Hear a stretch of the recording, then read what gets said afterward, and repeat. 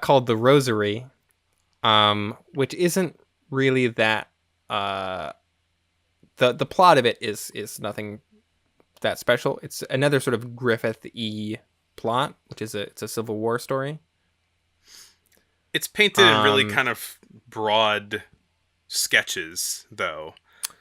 yeah, Um, but the thing about it that really stands out is that it has instead of using a square rectangular frame, it has a circular frame with a rosary necklace around it. yeah. And so, yeah, like around the circle are all of the beads, and then on top of all of the shots, superimposed is a cross hanging down in front of them. Um, I saw this called sort of like an art film, which I could get behind in a way. I don't think it was at the time though. I think watching it now, it's like, oh, this is like an experimental art thing. Right. I think back then it was experimental, but it was just sort of like, hey, why not? Yeah, I mean, it reminded me of Spring by Louis Fouillade Yeah. in its Mm-hmm. use of circular frames. Um, and yeah, just kind of casually, formally experimental. I mean, I think this is the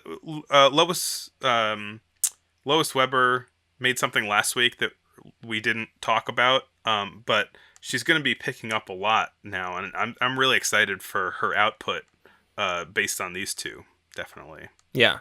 Both of them are definitely very kind of like innovative, or at the very least forward looking, if not necessarily innovative. I don't know if they're really doing anything that hasn't been done before.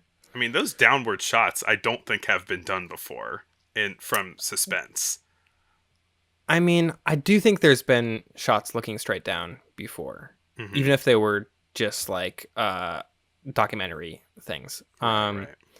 But to the point where these are like motivated by a character looking down and things like that are definitely very.